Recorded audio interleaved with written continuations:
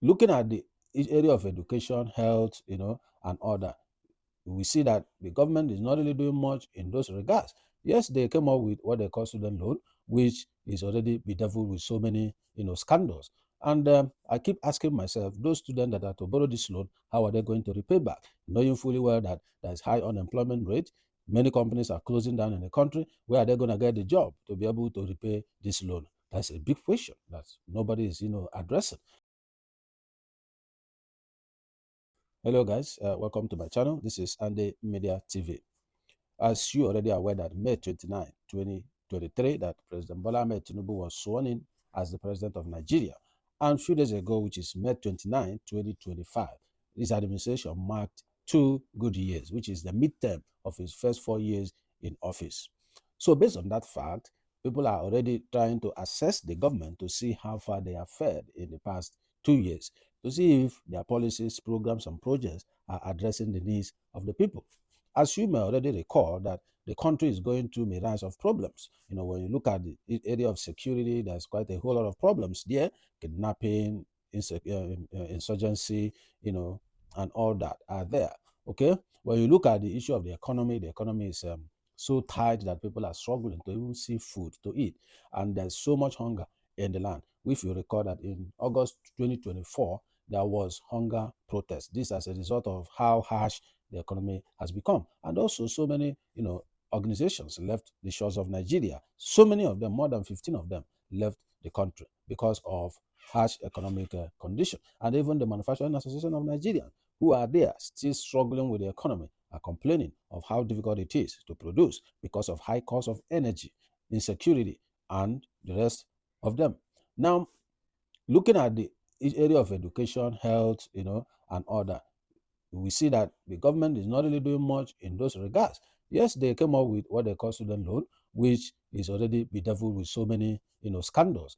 And I keep asking myself, those students that are to borrow this loan, how are they going to repay back? Knowing fully well that there is high unemployment rate, many companies are closing down in the country. Where are they going to get the job to be able to repay this loan? That's a big question that nobody is, addressing. Having said that, when you look at area of appointment is so lopsided that most of the appointment is coming from the part where the president is coming from, and majorly the Lagos state, as the case may be. So other states were more or less forgotten, or only they get crumbs at the end of the day. The other day they launched in is the Nigerian First policy, as a law or a policy that is geared towards ensuring that Nigerian use made in Nigerian product. But when you look at the retinues of the convoy of the president, you will see that almost all the vehicles they are imported. None is made in Nigeria, or few of them are made in Nigeria. And then when you look at even the shoes, the clothes they wear, the plane they fly, all of them, none of them is made in Nigeria. All right. So even the things they're even using to do road construction and what have you, most of them are imported. So I don't know how they want to do with that. When you look at the World Bank report, trying to flag that Nigeria is contributing about 15%, in world global poverty, and 19%, in sub-Saharan African poverty rate. So all these things are issues that shows that the economy and the system is not really functioning. When you move into the judiciary, how is the judiciary faring? Do people still have confidence in the judiciary? Do people still, have hope that when judiciary is the last hope of the common man? Is it what it is? Is it what it is today? Many people have already lost hope, in the judiciary because of the kind of judgment that comes out from the judiciary. So these are indices that we help to understand how the government is doing. When you look at the GDP and look at the HDI, all right, and look at the per capita income, everything is going low, low, low. So the point is, for these past 2 years, what exactly can we say that this government has done conclusively, or that has done, that is reflected in the lives of the people? Don't forget, even the World Bank report made it clear that the policies of this administration is not reflecting in the lives of the people. It's not showing that there is even a policy that is implemented, because every policy is meant to address a particular problem. All right. So, but all the problems these policies are supposed to address are still there, staring the people on their faces. I think there's quite a whole lot to talk about that. But before I continue with this, if you are new to my channel, please don't forget to like and share this video, subscribe to my channel, and also put on the notification bell so that when my next video drops, you'll be among those to be notified. All right. Okay. Having said this, look at the members of the party. What are they doing? you will understand that basically what their focus is now is re-election for 2027. Nobody is talking about governance. Nobody is talking about improving the welfare of the people or even guaranteeing their security. What they care about is 2027. That's why you had the Senate president speaking the other day and said that the president will be returned as sole candidate of the party, and that everyone need to work together to be able to get him back on seat in 2027. We are still in 2025. So you have done nothing. You are talking about the election in 2027. So these are the things that shows you the kind of political system that we run as a country. The other day, I was listening to the Senate President Godswill Akpabio when he was talking at the commissioning of the 700-kilometer coastal highway. They just did like 30 kilometers, and they are already commissioning the road that is 700 kilometers. So that is like 670 kilometers yet undone, and they are commissioning the road. So I get confused. Are you commissioning what is not completed? You're supposed to commission what has been completed. Besides that, during that day in Lagos, when they were doing the commission, he said that, all governors that are leaving office should make sure that they don't just hand over to anybody that is just loyal, but they need somebody that is desperate or eager, hungry for power, so that the person can make use of it. That when you, hand over to someone, groom someone and make him a governor, thinking that the person, because he's loyal, is gonna deliver. That such people are ingrates that they will come back and hit at you. I think maybe because of what is going on in River State between former Governor Nyesom Wike and his lucky Sem Fubara. So he made that comment, and one thing I picked was it's a pointer that elections in Nigeria are not determined by people's vote. When he said, as a governor that is about to leave power, you are not to make the next person coming in governor just because he's loyal, he prostrate on the floor for you and things like that. So they are the ones who make the next person, not the votes of the people. So you can see how they continue to indict themselves, telling you that whatever we do in the electioneering system is not transparent, is not accountable, and that people's vote does not count. That is the way I understand this whole thing. So that is to say, because if people's vote counts, governors are not supposed to make another person governor, right? When you're done with your tenure, you leave the space. Whoever wins becomes a governor. So, but now you can see what is going on. Godfather, they are leaving, you put your next person, and so on and so forth. So these are the things we are seeing in the political space. So I'm going to play you a video, where News Central went into the, hub and reach out to Nigerians, and ask them what are their experiences within these 2 years of this Bola Tinubu's administration. And you will hear what they said. And then we'll come back to conclude on what these guys they have interviewed have said. So guys, let's watch out this video and we'll be right back. Don't go away. Now, the reverse is the case. Well, I keep wondering people around him if they're telling the truth or not. But I think Nigerians are suffering. Nigerians are suffering. He promised good road. He promised us electricity. He promised us good life. But today, during the campaign, I was telling people that Tinubu already has money. That I think he was going to come to give us a good life because he's not hungry for me. But to my surprise, it seems he's more hungry than every Nigerian. It has been 2 years of toughness, of suffering, of people, regretting what they have done in that year. Okay, so my word to our president is that he should at least listen to the masses and they look up to them and see what they are really saying that he needs to address in his administration, because they are saying a lot. It's not everybody that hates him. It's not everybody that loves him. So he needs to listen to the people and know what exactly, where they are pointing their hands and be able to work towards the joy of the people that he's ruling. I was telling him that I've never gotten old yet, and I remember when things were still better, like he says the country is going to get better, but the only thing I really Nigerians actually care about is good, it's well. But actually, if they ask us to trade good roads, lights, that's to trade good roads, lights, good construction for good food. I think everybody in the country will pick good food at the moment. First, I would like to appreciate him for what he's doing and the boldness he has to do all those things he's doing. But I will be glad if he can also focus on what people are saying. You understand? Let him listen to what people are saying, basically, because people are going through a lot and you cannot stop them from saying what they are going through. Okay, on a scale of 1 to 10, I will rate him 4/10. Because I didn't really see him, working to the interest of the people, both his people and people who are not his people. Yes, everybody is complaining. Solid 1.5. But I've not seen anything good. If you can, like, when good luck left, Buhari came, it was worse.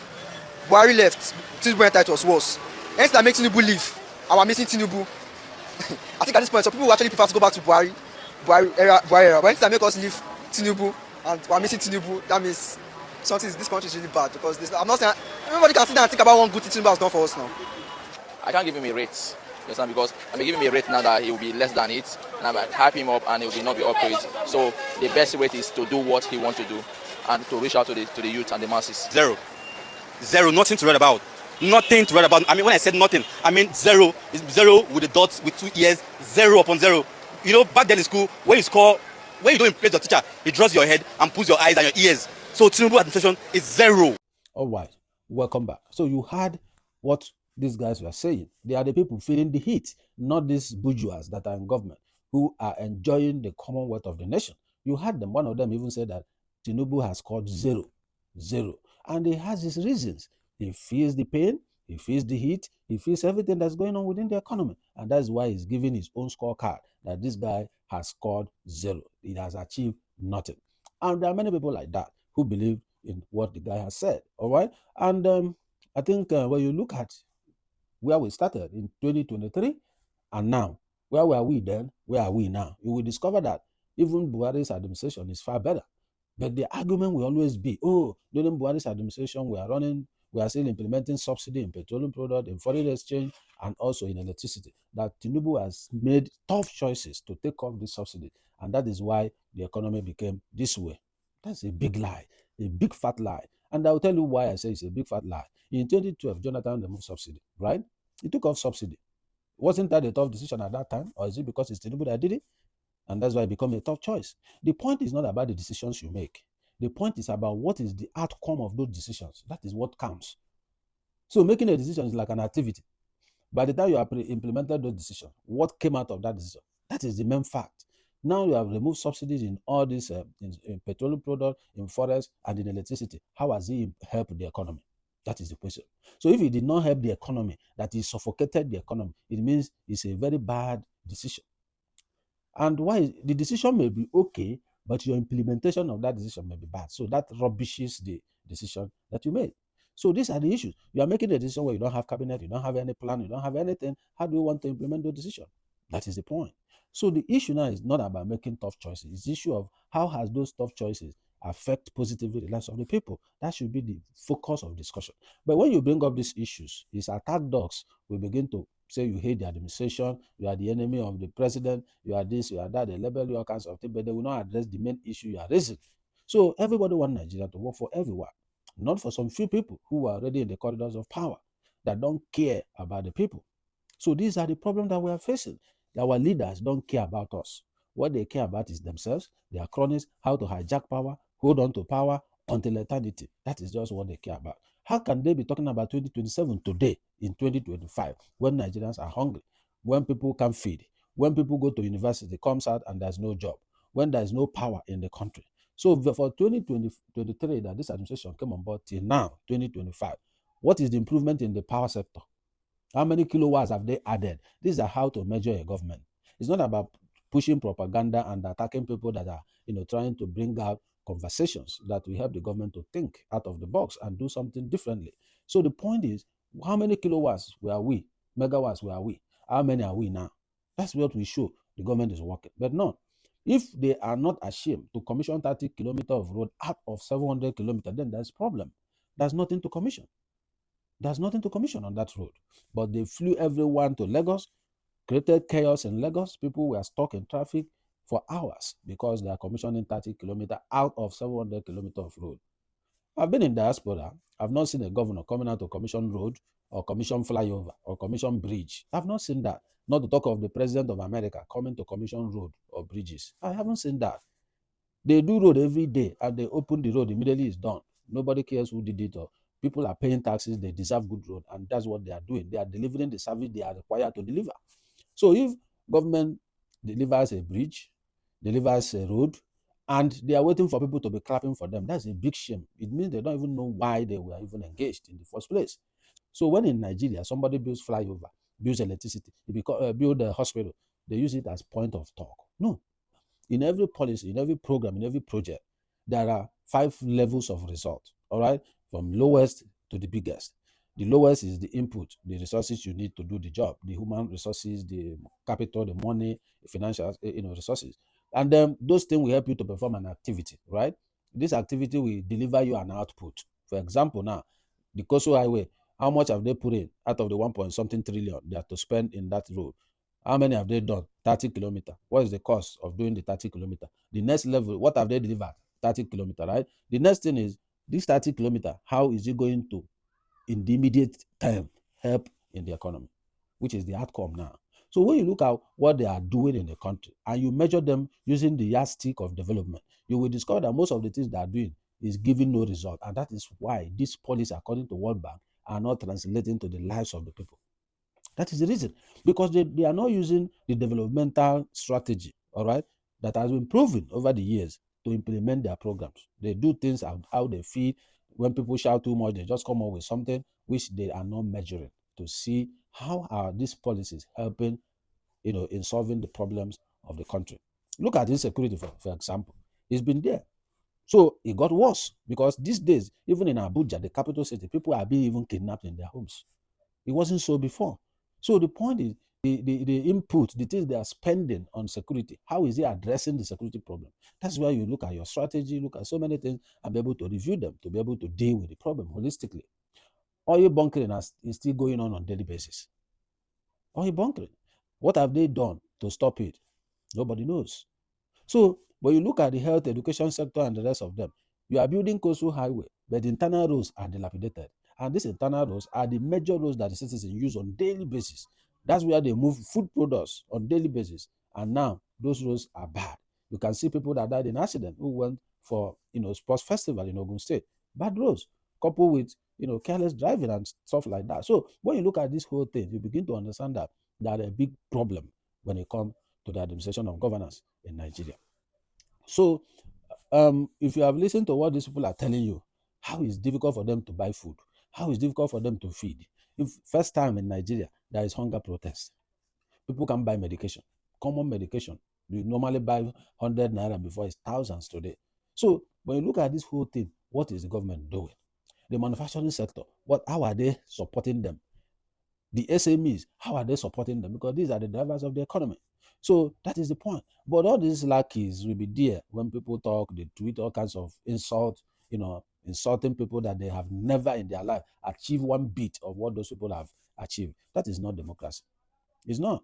So when you look at this whole thing, people have right to criticize the government when they are not doing well and to praise them when they are doing well.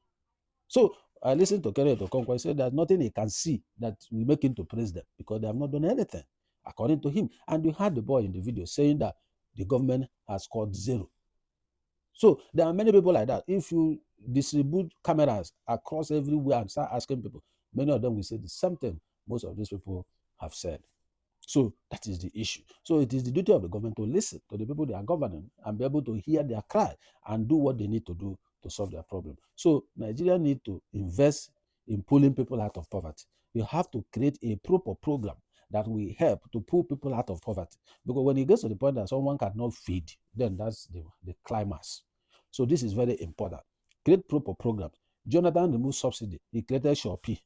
During the military regime, they created Petroleum Development Trust Fund, which Muhammadu Buhari was heading at that time. They built all the roads they built lasted long time in Nigeria at that time.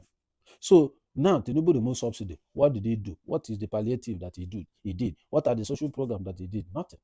That is why the economy is suffocating. So the money that is circulating is in the hands of very few people who are spending dollars and buying real estate everywhere in Nigeria and putting their children in school where they pay dollars. That is the point. So, and that's why I keep wondering why is the EFCC not after most of these people? When you look at the budget, according to budget, they made it clear that about 7 trillion was padded into the budget. And I know how it works. I've been there. I've been part of the process before so many years ago. I know how they did all those things in 2015. The brain of the House of Reps blew the whistle. They punished him for blowing the whistle at that time. And there was a reality. I saw you in my eyes. I saw how they are doing it. I saw how they will clinch on the money when it comes. They pass it through agencies of government and they hold the chief executive responsible. As soon as the money drops from budget and national planning, then that does the releases. As soon as the money drops between budget and planning and finance, they will hijack the chief executive to mop that money from them. That's what they do. And the money disappears. The next thing they buy motorcycles and keke napep, few pieces and share beer. They have taken millions of hundreds of millions from the system. So these are the fraud that they do. So they need to scrap constituency project completely. Any project must be done by Ministry of Works. If it's in education, Ministry of Education does it. If it's in health, Ministry of Health does that. That's the way it should be. The legislator's job is to do what? Law, to make laws, to conduct oversight. All right? To conduct oversight and to do appropriation. Their job, they have nothing to do when it comes to projects. So I don't know why they initiated all these things years back. It didn't start under Tinubu's administration. It's been there, at least partly during Obasanjo's administration. So all these things need to be addressed. 7 trillion invested in education, in health, and all that will change the face of the country. So, guys, this whole system is tiresome. And I must say that, as far as I'm concerned, looking at the economy, looking at the health education sector and so many other areas, infrastructural development and so on, looking at how much this administration has borrowed for the 2 years alone they have been in power, and the one they're about to borrow, $21 billion. When you put everything together and look at what they have achieved, honestly, there's nothing to score. That is the honest truth, because the revenues they have received and spent is not commensurate to anything to show that that money is being invested wisely to improve the country and the citizens. So that's the way I look at it, because you look at money that was received and expended, and look at the what came out from whatever they have done. That's what will show you what's going on. So, guys, I don't know. You may have a different views, you may have a different opinion. It depends on which side you pitch your tent. So it's good and fine. Everybody has their own views and opinion and reasons for their position. So whatever is yours, kindly put it in the comment section so that we continue to debate on this and see how we hold the government accountable to do the needful and improve the life and the welfare of the citizen. So I'm going to leave it out here. If you are new to my channel, don't forget to like and share this video, and click on the subscription button and press your notification bell so that when my next video drops, you will be among those to be notified. I'm going to leave it here. I'll see you in my next video. I'm signing out. See ya. Do have a wonderful day. Thank you for watching.